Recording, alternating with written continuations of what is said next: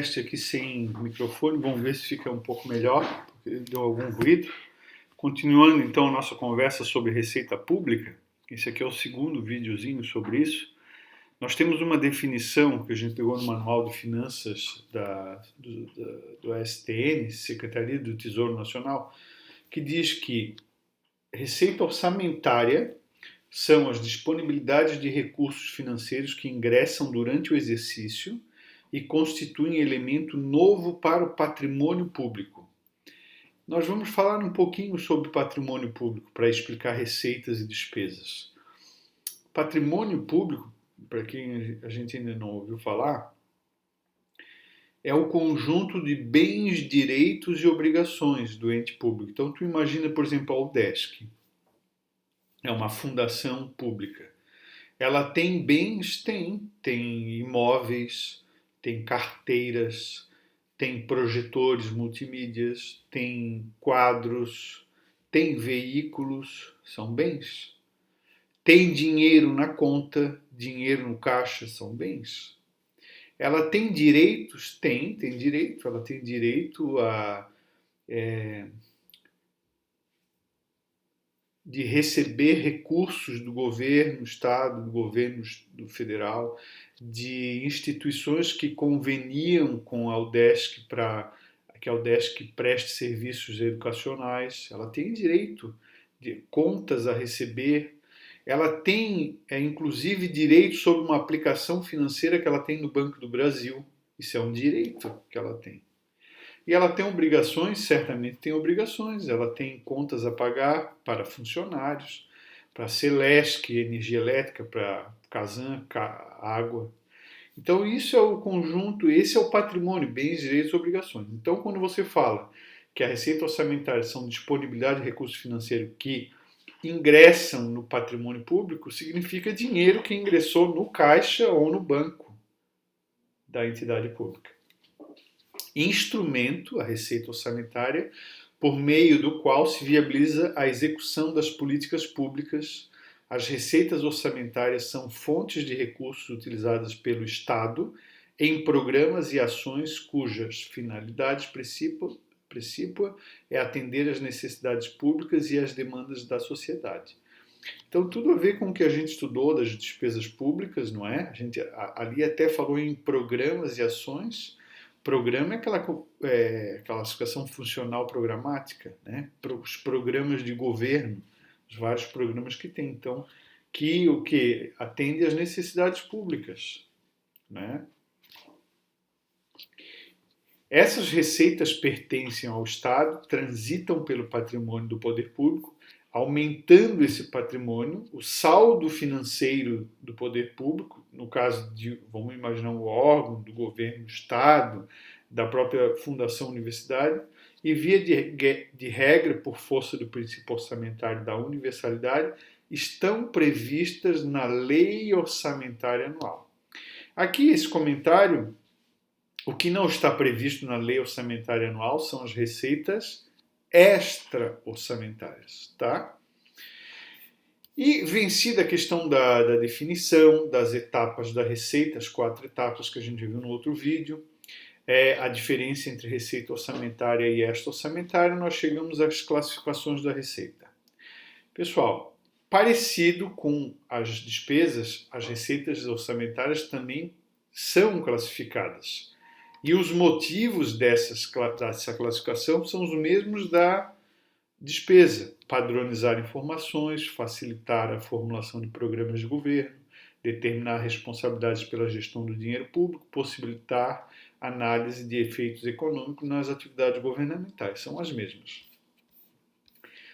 Enquanto a despesa a gente tem a classificação institucional, por natureza, funcional e orçamento programa ou programática, na receita a gente tem a classificação institucional, que não faz muito sentido, porque no governo do Estado, basicamente quem arrecada? A Secretaria de Estado da Fazenda, a maior parte, a grande maior parte, e uma outra coisa pingada em alguma outra instituição. Por exemplo, a Vigilância Sanitária arrecada, o Corpo de Bombeiro arrecada com aquelas taxas de alvará. A UDESC arrecada com valores pequeníssimos lá de outros órgãos e tal, né?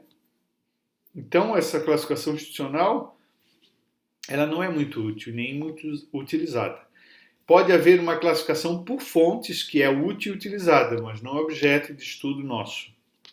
Fontes, o que está financiando? É o Tesouro, depósitos judiciais, fundo de saúde, essas são fontes, certo?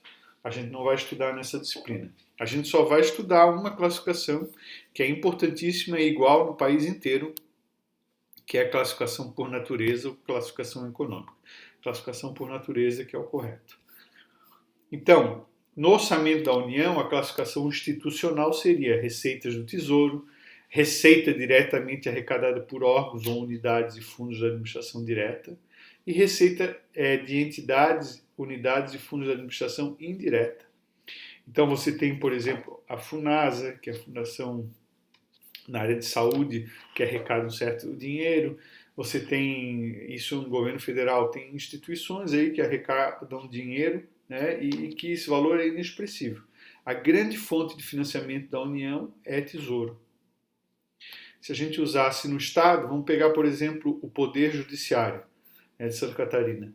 Ele tem três origens, três fontes de receita. Ele tem o duodécimo. O duodécimo é a parcela da receita do Tesouro do Estado que vai distribuída entre os poderes, né? Todo ano tem uma discussão sobre o duodécimo dos poderes e tal. Quem acompanha já ouviu falar. Duodécimo é 1/12. Então, o governo arrecada e distribui uma parcelinha por mês, né?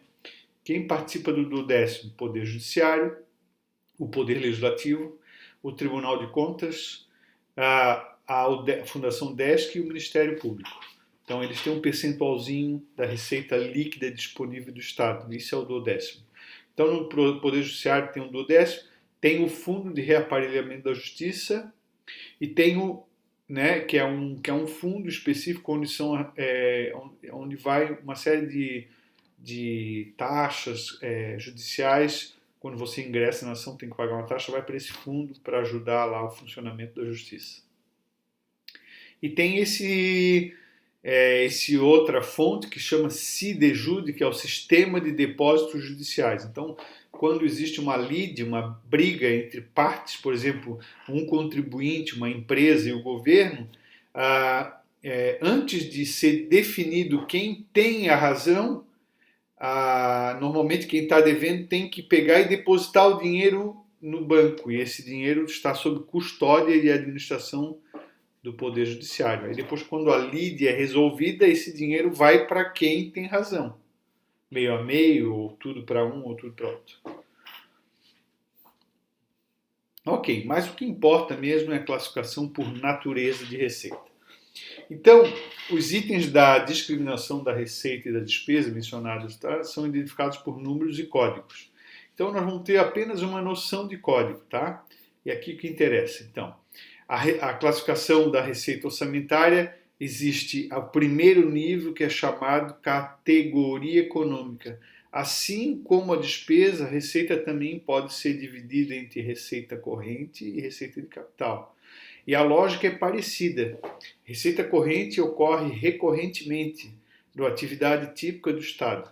Receita de capital não ocorre recorrentemente, ocorre eventualmente em função de uma decisão da gestão de se desfazer, por exemplo, de um patrimônio, é um exemplo de receita de capital. De contrair um empréstimo, é outro exemplo de receita de capital. A receita corrente, por exemplo, são as receitas de tributos. Ou seja, a gente já vai entrar em detalhe.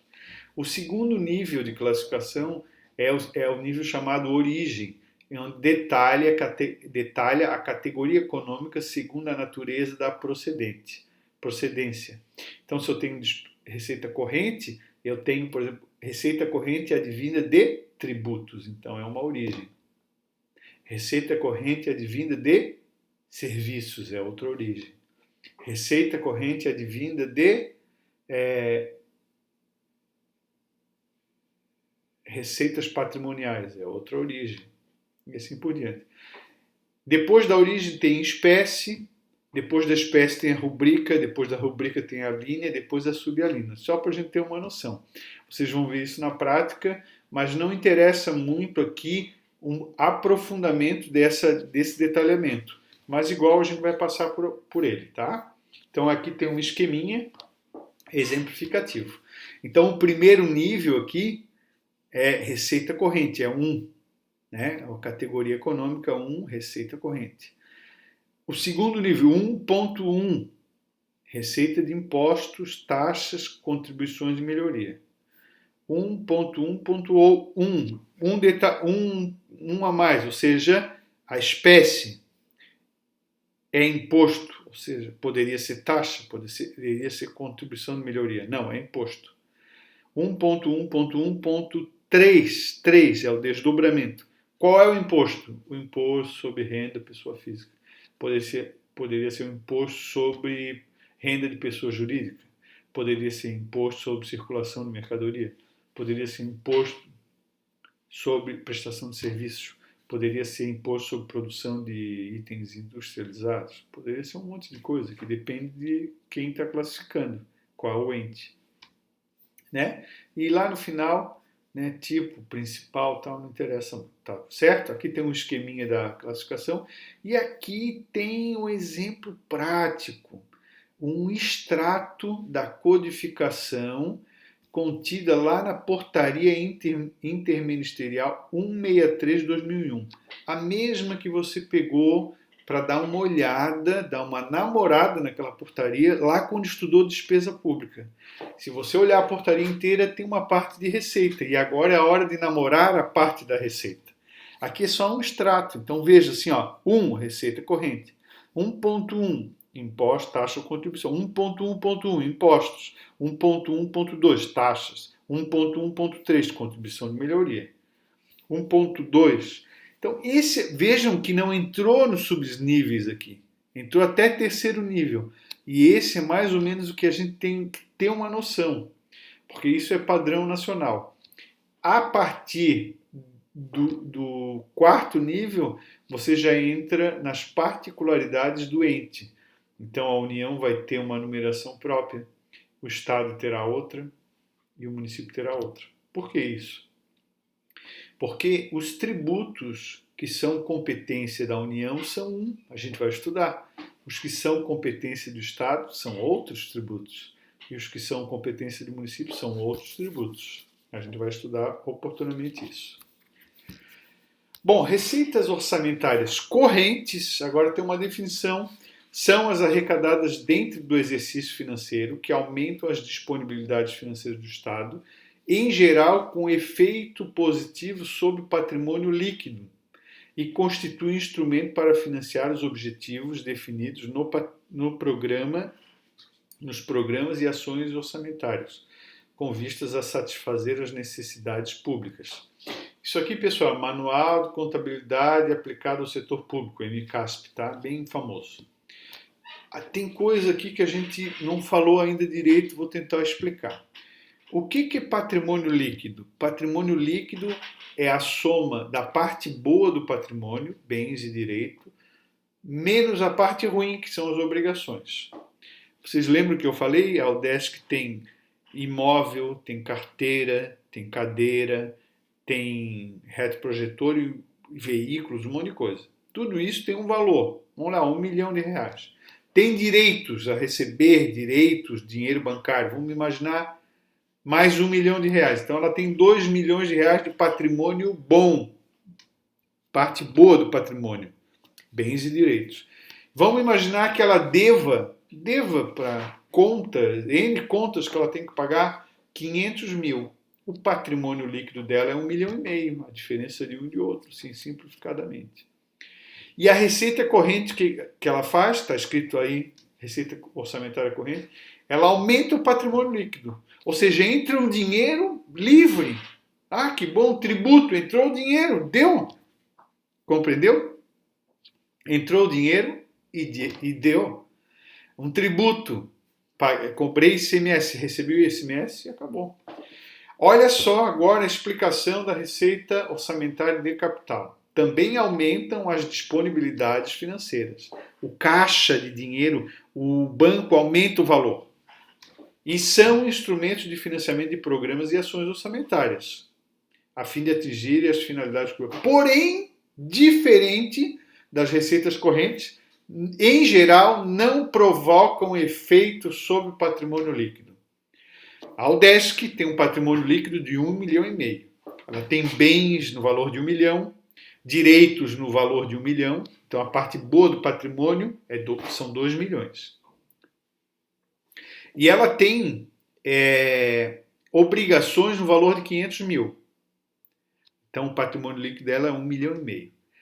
O que é uma receita de capital? É a venda, a alienação de um ativo, alienação de um veículo, por exemplo, ou de vários veículos, ela vai renovar a frota. Alienou vários veículos, 100 mil reais. O que acontece? O patrimônio bom dela diminui e aumenta o caixa. Ela deixa de ter os 100 mil reais em veículos, mas passa a ter 100 mil reais de dinheiro na conta, entendeu? Não há alteração de patrimônio líquido. Outro exemplo, operação de crédito, tomada de empréstimo. Banco, me dá um dinheiro, o Udesc pediu, conseguiu. Tá bom, eu vou te dar 1 milhão. Então, aquele 1 milhão entrou na conta corrente da Udesc. Então, a Udesc que tinha 2 milhões de patrimônio bom passa a ter 3 milhões. Mas, do outro lado do patrimônio, lá no passivo, nas obrigações, nasce uma dívida. Ela devia 500 mil e agora está devendo mais 1 milhão para o banco. 1,5 milhão. Vai fazer a conta quanto que deu o patrimônio líquido. Antes era 2, agora passou a ser 3. E o patrimônio e o passivo era 500, agora passou a ser 1.500. 3 menos 1.500 dá os mesmos 1.500. Ou seja, não houve alteração de patrimônio líquido. Tá certo, pessoal? Ok. Então, isso aqui pode ser que dê alguma dúvida. Vocês estão começando finanças públicas, vocês terão ainda orçamento público, terão contabilidade pública, e isso que o professor está explicando vai, com o passar das disciplinas, vai fortalecendo e ficando mais claro para todos, com certeza, tá? Como é a primeira vez que a gente está falando isso, espero que vocês tenham entendido, né?